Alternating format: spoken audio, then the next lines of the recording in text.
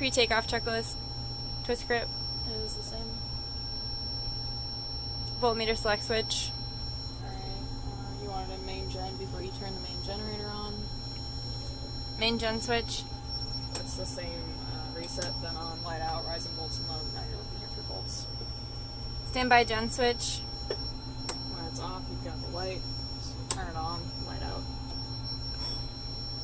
Standby altitude indicator switch. It would be off. This gyro would be tumbled. You'll turn it on. It'll spin up on gyro caging. Avionics master switches. So there's two. The right seat pilot gets the lower one. Left seat pilot gets the upper one. On. Avionics. Make sure they're powering on. On.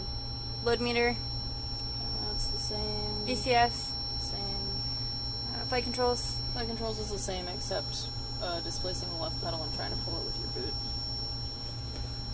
Servo indicators. These 3 centered. FCS controller test. Alright. Just pull this up so that you can actually see. So you push test. You're looking for 3 green, 1, 2, 3 amber. Push test again. You should have the 2 lit up.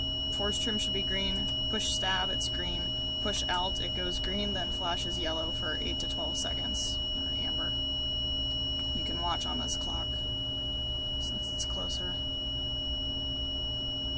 It stops flashing. Check the pinky switch on your cyclic that you can engage and disengage.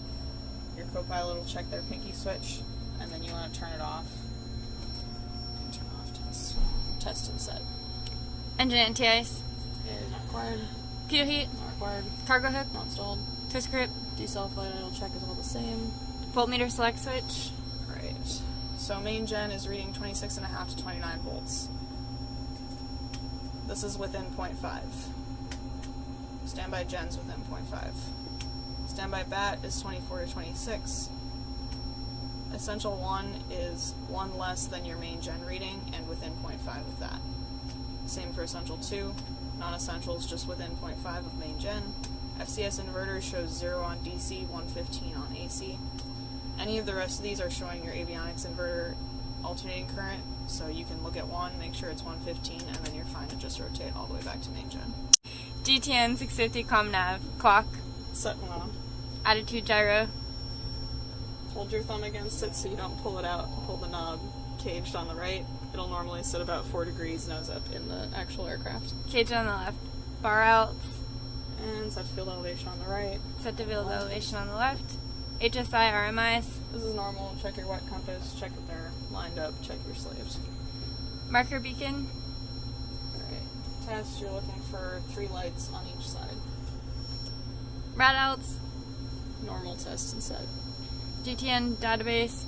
Alright, so you want these to be not expired. Navigation is the important one. I've seen some of the other ones expired in the actual aircraft, but check with your IP if you're not sure. You'll hit continue. GTN HSI CDI. Alright, so make sure you're in nav 1. It gives you a checklist right here, so you can go through it. Half left on your deviation bar, half up on your yellow glide slope triangle indicators. 2 flag is showing 2. You've got annunciators on, that's 8 lights on this side, and 9 lights on this side. Of course, an op should be showing.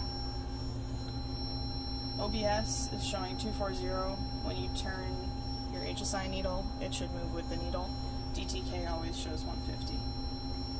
Then you'll go to nav 2 so that your co-pilot can check it on their own. If you're both in the same nav radio, co-pilots is slaved off the pilots. You always have to be in different ones if they want to be able to check their equipment's operation. Fuel.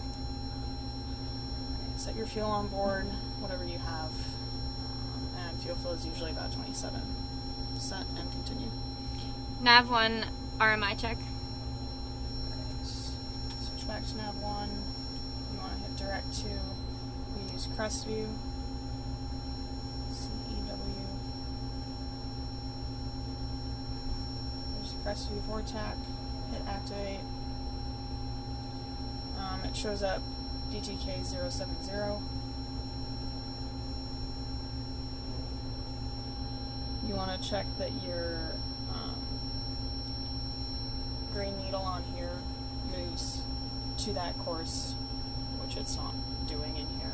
I don't know why. Normally your green needle would be showing northeast, and your distance to Crestview is about 18.5 nautical miles. VHF. Alright, so make sure your mic selector's in number 1, you've got COM 1 and COM 2 punched in on your audio control panel. Come down here, I go left to right, so push, turn off the squelch, adjust the volume, turn the squelch back on, and then you're going to come over here to test your manual frequency adjuster. Swap them, and then when you push and hold the volume button, it'll swap. You'll get 121.5 for emergency. Swap them, set that to whichever the other frequency is. You would still want 121.95 and 124.85. And then test your transmit function. You get a little TX when you pull the trigger, and your co-pilot will test theirs. And you'll say test and set. Transponder. So you're going to have to get a discrete squawk from clearance if you're on instrument flight anyway, so you can put in whatever you want as long as it's on emergency.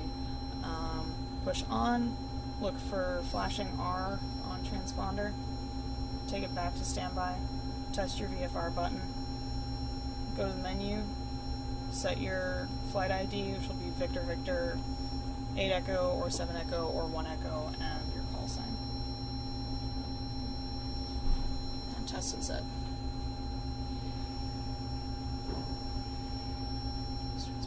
UHF.